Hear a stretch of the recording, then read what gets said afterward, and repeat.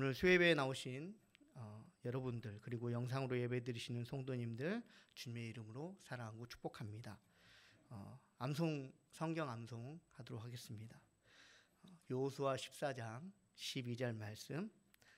그날에 여호와께서 말씀하신 이 산지를 지금 내게 주소서. 당신도 그날에 들으셨거니와 그곳에는 아낙 사람이 있고 그 성읍은 크고 견고할지라도 여호와께서 나와 함께 하시면 내가 여호와께서 말씀하신 대로 그들을 쫓아내리이다 하니. 아멘. 네, 한번 보고 한번 읽겠습니다. 네, 시작. 그날에 여호와께서 말씀하신 이 산지를 지금 내게 주소서. 당신도 그들 들으셨거니와 그곳에는 아낙 사람이 있고 그 성읍들은 크고 견고할지라도 여호와께서 나와 함께 하시면 내가 여호와께서 말씀하신 대로 그들을 쫓아내리이다 하니. 아멘. 네, 암송을 준비하면서 많은 은혜를 받았습니다. 그래서 성도님들도 수요 예배, 기도 예 때만 하지 마시고 가족들끼리 이렇게 한 번씩 하시면 더 잘 외워지더라고요. 저희 설교 준비하면서 암송 구절을 해야 돼서 더 많이 노력하고 하다 보니까 더 많은 은혜가 있는 것 같습니다. 우리가 암송 구절 하는 것처럼 하나님의 말씀을 믿고 또 믿음에 따라 도전하는 삶을 살아가는 복된 성도님들 되시기 바랍니다. 오늘은 참된 지혜라는 제목을 가지고 함께 은혜 나누기를 원합니다. 사람이 살아가는 데 있어서 중요한 것이 여러 가지가 있는데 그 중에서도 지혜는 아주 중요한 역할을 합니다. 그런데 이러한 중요한 지혜는 하나님으로부터 온 것과 그렇지 않은 것으로 나뉜다고 성경은 우리에게 오늘 본문 말씀을 통하여서 말씀하고 계십니다. 그리고 하나님께로부터 온 지혜는 참된 지혜이고 이러한 지혜를 가지고 살아가라고 우리에게 야고보를 통하여서 권면하고 계십니다. 그렇다면 성경에서 말씀하신 참된 지혜는 과연 어떤 지혜일까요? 첫째는요, 참된 지혜는 온유함으로부터 나온다고 우리에게 말씀하고 계십니다. 우리 13절 말씀 한번 같이 읽겠습니다. 너희 중에 지혜와 총명이 있는 자가 누구냐? 그는 선행으로 말미암아 지혜의 온유함으로 그 행함을 보일지니라. 아멘.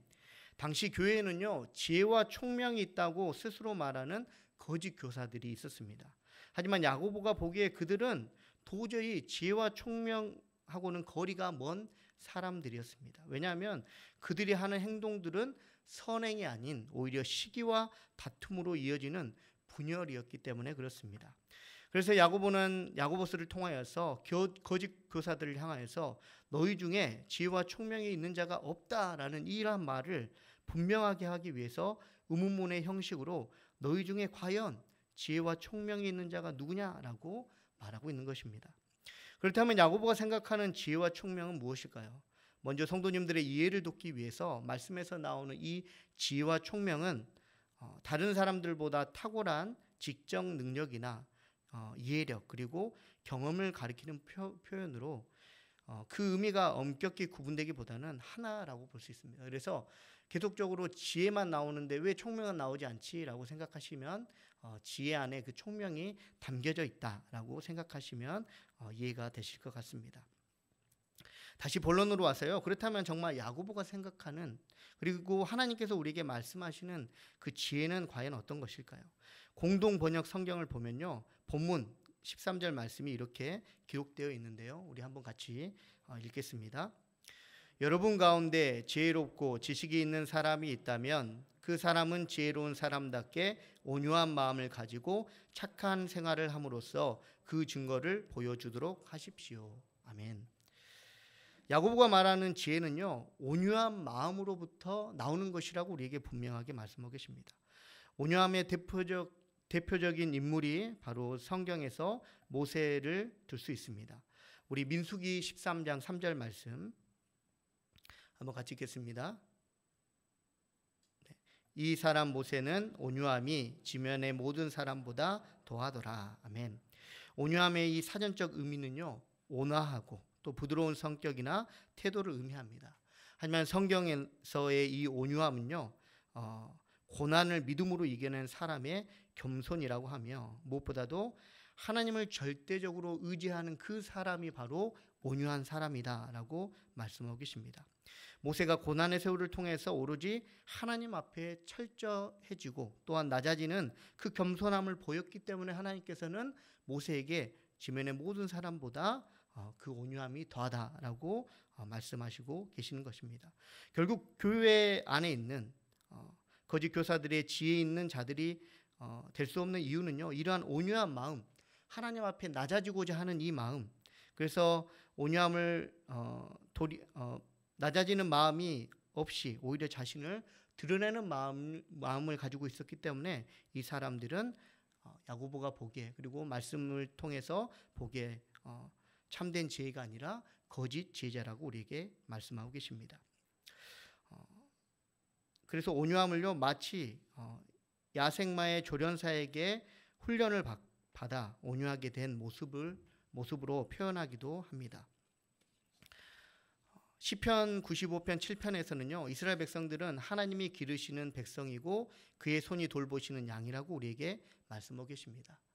이스라엘 백성들이 하나님이 보시기에 하나님의 양이고 또 그의 손에 돌보시는 양이라고 한다면 하나님을 믿는 우리들 또한 마찬가지로 이스라엘 백성들과 같이 하나님의 양이고 또한 하나님의 백성이다라는 것입니다. 이럴 때 하나님의 백성이고 양인데 하나님 안에서 잘 길들여지고 있는지 우리는 생각을 해봐야 됩니다. 저를 돌아보면요, 20살 때 하나님을 인격적으로 만나고 또 목회자로서 하나님 앞에 서 있는 기간이 벌써 20년이나 지났는데 과연 이 긴 세월 동안 나는 하나님 안에서 잘 길들여지고 있는지, 그래서 하나님 앞에서 온유한 사람이라고 불려지고 있는지 한번 말씀을 준비하면서 생각해 보게 되었습니다. 제가 우리 여수성원교회 와서 성도님들에게 가장 많이 듣는 말 중에 하나가 뭔지 아십니까? 네. 전라도 사투리인 이물없다라는 말입니다. 네. 저를 만나면 이 목사님은 이물이 없어요. 네. 그러시더라고요. 너무 감사합니다. 이 이물없다라는 것을 사전적 의미로 찾아보니까 허물없다는 말로 체면을 차리거나 눈치 볼 필요가 없는 것을 이물없다라고 합니다. 성도님들에게 제가 그런 사람입니까? 네, 감사합니다. 제가 바로 그 이물없는 사람입니다. 그런데 이 이물없는 사람이 온유한 사람이 아니라는 것을 제 자신을 통해서 발견하게 되었습니다.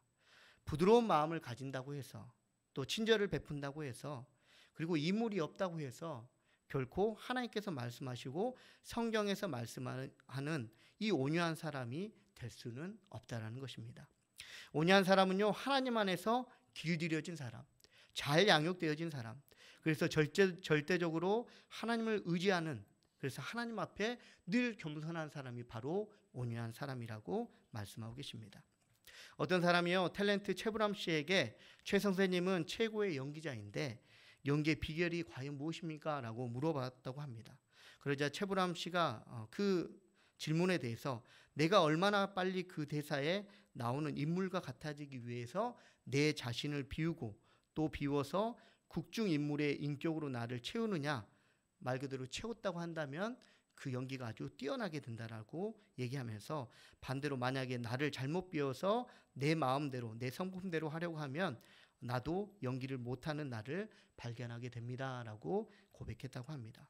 사랑하는 성도님들, 온유한 마음을 가진 사람은요, 하나님께 자신을 비우는 사람입니다.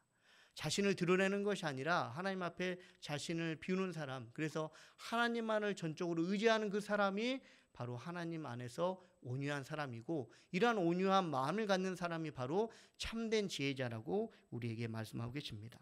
세상에서 말하는 스펙이나 사랑과 관계 가운데 필요한 스킬이 지혜가 아니라 하나님 안에서 잘 길들여져서 온유함을 얻게 된 그 사람이 지혜로운 사람이라고 우리에게 말씀하고 계십니다. 이러한 온유함을 가지시고 지혜롭게 살아가시는 복된 성도님들 되시기 바랍니다. 두 번째는요, 참된 지혜는 땅 위의 것과는 다르다고 우리에게 말씀하고 계십니다. 우리 15절 말씀 한번 같이 읽겠습니다. 이러한 지혜는 위로부터 내려온 것이 아니요 땅 위의 것이요 정욕의 것이요 귀신의 것이니. 아멘. 본문은 지혜에 대해 명확하고 분명하게 구분하고 있습니다. 참된 지혜는 위로부터 내려온 것, 다시 말해 하나님께로부터 온 것이고, 거짓 지혜는 땅 위의 것, 다시 말해서 귀신으로부터 오는 것이라고 우리에게 말씀하고 계십니다. 거짓 지혜한 땅 위의 것은 하나님께로부터 온 것이 아니기 때문에 정욕대로 움직이고 귀신의 뜻대로 움직이는 것을 우리에게 말씀하고 계십니다.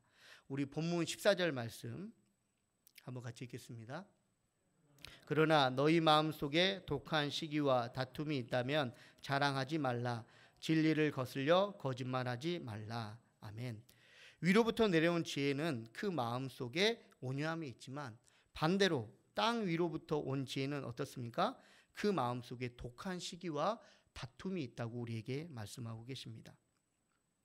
이러한 시기심은요, 남을 깎아내리려는 특성을 가지고 있습니다. 그리고 열등감에서 오는 것이 바로 시기심이라고 우리에게 말하고 있습니다.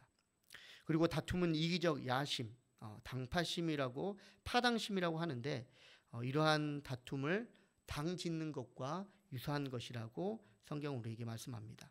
사업적으로 성공한 사람이나 지식이 뛰어난 사람이 전혀 열등감이 없는 것은 아닙니다. 오히려 성공하는 사람일수록, 그리고 지혜가 뛰어난 사람일수록 얼마나 많은 열등감에 사로잡히는 것을 우리는 종종 주변을 통해서 볼 수 있습니다. 성경에서도 그러한 사람이 한 명 나오는데요. 사울 왕이 바로 그러한 사람입니다. 사울 왕은 어떻습니까? 외모적으로나 보여지는 모습 그 자체가 다윗과 비교하기에 훨씬 더 뛰어난 사람이었지만, 결국은 사울은 열등감에 사로잡혀서 다윗을 죽이고자 했습니다. 오늘 본문에 나온 거짓 교사들 역시 교만함이 아니라 독한 시기로 다툼을 일으킨 것을 보면, 스스로를 지혜자라고 말은 하지만 그 속에는 어떤 것이 있냐면 열등감이 가득 차 있다고 우리는 알 수 있습니다. 결국 독한 시기와 다툼은 16절의 말씀처럼 혼란과 악한 일을 만들어낼 수밖에 없습니다. 말씀에서 모든 악한 일에는 무가치한 의미가 있는 것처럼 무엇이든 유익하게 만드는 것이 아니라 무익하게 만들어버리는 것이 바로 거짓 지혜로부터 나오는 것입니다. 시기하는 것을 좋아하는 사람 보셨습니까? 다툼도 마찬가지입니다. 시기를 좋아하고 다툼을 좋아하는 사람은 없습니다. 그런데 성공하기 위해서, 그리고 내 자신을 다른 사람들에게 증명하기 위해서 우리가 때로는 시기를 사용하고 또 다툼을 사용하는 것을 보게 됩니다. 그런데 성경은 이러한 것들로 자신을 증명하면 할수록 결국은 자신이나 공동체에 유익함이 아니라 무익함만을 가져온다고 우리에게 말씀하고 계십니다. 놀라운 사실은 이러한 거짓 교사들이기는 하지만 이들 역시 어떤 사람들입니까? 교회 안에서 공동체를 이루고 있는 성도다라는 것입니다. 그리고 이러한 마음은 하나님께서 전적으로 헌신한 바울에게서도 나타나는 것을 우리는 볼 수 있습니다. 우리 로마서 7장 21절에서 23절까지의 말씀 한번 같이 읽겠습니다. 그러므로 내가 한 법을 깨달았노니 곧 선을 행하기 원하는 나에게 악이 함께 있는 것이로다. 내 속사람으로는 하나님의 법을 즐거워하되 내 지체 속에서 한 다른 법이 내 마음에 법과 싸워 내 지체 속에 있는 죄의 법으로 나를 사로잡는 것을 보는도다. 아멘. 참 성도님들, 거짓 교사들은 그렇다 치더라도 사도 바울도 죄의 법과 싸우는 것을 보면 성도라고 해서 어떻습니까? 땅 위의 것으로부터 자유로울 수 없다라는 것을 우리는 알 수 있습니다. 그래서 성도는요, 온유한 마음을 사모하면서 동시에 어떤 것을 해야 하냐면 거짓 지혜로부터 저항할 수 있는, 그래서 그러한 힘을 길러야 한다고 성경은 우리에게 가르쳐주고 있습니다. 이러한 저항은 전적으로 하나님을 신뢰하고 또 스스로를 증명하는 것이 아니라 내 안에 계신 성령님을 통해서 하나님을 드러내는 것, 그래서 그 드러냄을 통하여서 힘을 얻는 것을 말합니다. 이러한 일이 한 번으로 끝나는 것이 아니라 평생 살아가는 가운데 계속해야 된다고 성경 우리에게 말씀하시면서, 계속해서 우리가 승리할 수는 없겠지만 실패할 때도 있지만 그렇더라도 계속적으로 거짓 진리를 향해 저항해야 된다고 우리에게 말씀하고 계십니다. 남북 전쟁은요 1861년에서 1865년에 미국 내에서 일어난 전쟁입니다. 노예 제도를 폐지하고자 주장하는 이 북부와 노예 제도의 존속을 주장하는 남부 사이에 일어났던 일인데 1865년에 남부가 항복함으로써 노예 제도가 폐지되었습니다. 하지만 그 전에 미국 사람들에게 노예 제도의 인식을 바꾸게 한 책이 한 권 있었는데 바로 엘리엇 비처 스토라는 작가가 지은 톰 아저씨의 오두막이라는 책입니다. 이 책으로 인해서 남북 전쟁이 일어났다고 할 수는 없지만 이 책으로 인하여서 노예 제도에 대해 사람들이 관심을 가지게 되었고 흑인 입장에 서서 노예 제도를 저항하기 시작했다라는 것입니다. 사랑하는 성도님들, 우리에게도요, 우리를 성도되게 하지 못하는 악한 세상과 또 악한 사람들로부터의 그렇게 유혹과 그리고 시험이 있다라는 것입니다. 그래서 이러한 악함들로부터 우리는 저항할 수 있는 힘을 길러야 합니다. 그리고 이러한 힘은 바로 하나님의 말씀인 줄로 믿습니다. 이러한 하나님의 말씀을 가지고 거짓 지혜에 대하여 저항하며 온유함으로 참된 지혜로 살아가는 복된 성도님들 되시기 바랍니다. 마지막으로 참된 지혜는 화평하게 한다고 우리에게 말씀하고 계십니다. 우리 18절 말씀 한번 같이 읽겠습니다. 화평하게 하는 자들은 화평으로 심어 의의 열매를 거두느니라. 아멘. 공동 성경을 보면요, 의의 열매를 정의의 열매라고 말씀하고 계십니다. 결국 분열의 정의의 열매가 아니라 화평이 정의의 열매라고 우리에게 말씀하는 것입니다. 마태복음 5장 9절에 보면요, 화평하게 하는 자는 복이 있나니 그들이 하나님의 아들이라 일컬음을 받을 것이며 라고 우리에게 말씀하고 계십니다. 화평하게 하는 자가 하나님의 아들이라 일컬음을 받게 되는데 이것은 곧 화평하기를 꿈꾸며 화평하기 위해 다른 사람들을 용납하고 용서함으로 아버지와 아들의 관계처럼 하나님과 친밀한 관계를 갖게 된다라는 말입니다. 물론 위로부터 온 지혜는요, 화평만 있는 것이 아닙니다. 우리 본문 17절 말씀 한번 같이 읽겠습니다. 오직 위로부터 난 지혜는 첫째 성결하고 다음에 화평하고 관용하고 양순하며 긍휼과 선한 열매가 가득하고 편견과 거짓이 없나니. 아멘.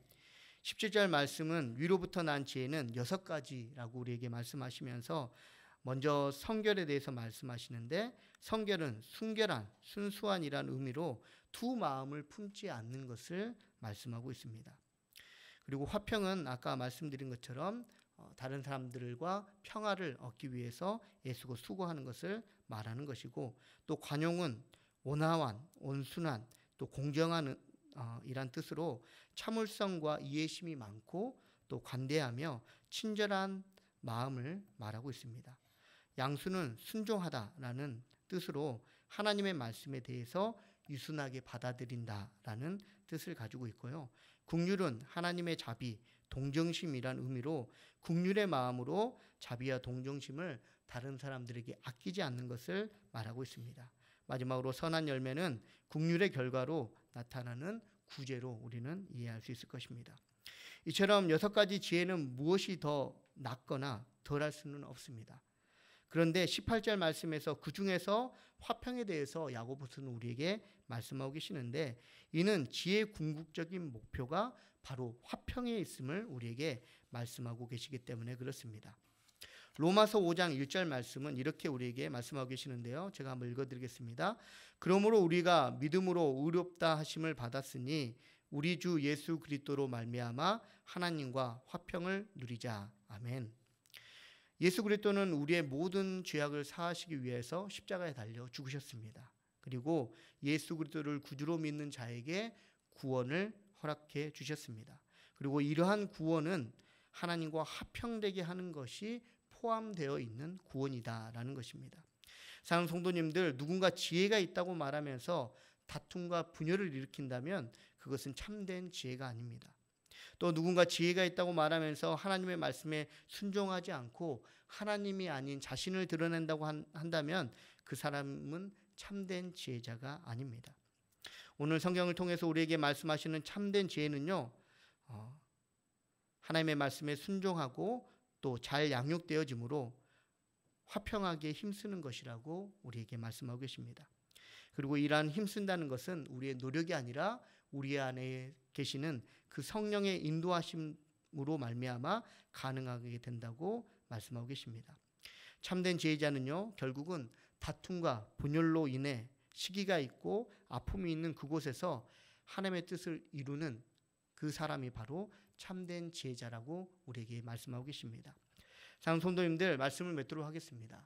하나님께서는요, 참된 지혜자로 살아가라고 말씀하고 계십니다. 참된 지혜자는요, 온유한 마음을 가지고 살아가는 사람이 바로 참된 지혜자라고 말씀하십니다. 이 온유한 것은요, 부드럽고 친절함을 넘어서 하나님께 절대적으로 순종하는 것, 그리고 하나님의 양육을 절대적으로 잘 받음으로 말미암아 하나님의 말씀대로 살아가는 그 사람이 바로 온유한 사람이다라고 우리에게 말씀하십니다. 그리고 이 온유함을 가지고 우리가 다툼과 시기와 분열로 나아가는 것이 아니라 화평을 이루기에 힘쓰는, 그래서 하나님의 뜻을 이루어가는데 힘쓰라고 우리에게 말씀하고 계십니다. 사랑하는 성도님들, 참된 지혜자는요, 세상이 말하는 지식이 뛰어난 사람, 많은 것들을 소유한 사람이 아닙니다. 그리고 성경에서 말하는 뛰어나기 때문에 다른 사람들을 용납하지 못하고 다른 사람들과 떨어져 자신이 다른 사람들보다 더 뛰어나다고 고백하는 그 사람이 아닙니다. 결국 하나님께서 말씀하시는 참된 지혜를 가진 사람은 온유함을 바탕으로 화평을 이루게 하는 사람이라고 우리에게 말씀하고 계십니다. 사랑하는 성도님들, 이러한 참된 지혜자로서 교회 안에서, 그리고 가정 안에서, 그리고 성도님들의 일터 안에서 화평을 이루시고 또 하나님의 참된 지혜를 나타내셔서 하나님의 뜻에 온전히 나아가시는 복된 성도님들 되시기 바랍니다. 기도하겠습니다. 거룩하신 아버지 하나님, 감사합니다. 말씀을 통해서 참된 지혜를 알게 하시고 온유한 마음으로 하나님의 뜻인 화평하게 힘쓰는 자로 살아가게 하시니 감사합니다. 하나님의 주신 지혜를 가지고 하나님의 뜻을 이루기에 힘쓰는 성도되게 허락하여 주시옵소서. 환우분들 주님께서 치료하여 주시옵시고 오직 믿음으로 지금의 일들을 감당하게 하여 주시옵소서. 헌금 많은 손길들이 있습니다. 하나님의 은혜로 채우시고 갚아 주시옵소서. 장래 중에 있는 가정이 있습니다. 하나님께서 구원의 소망을 갖게 하시고 장래 절차 이후에 함께하여 주시옵소서. 감사드리오며 거룩하신 예수 그리스도의 이름으로 기도합니다.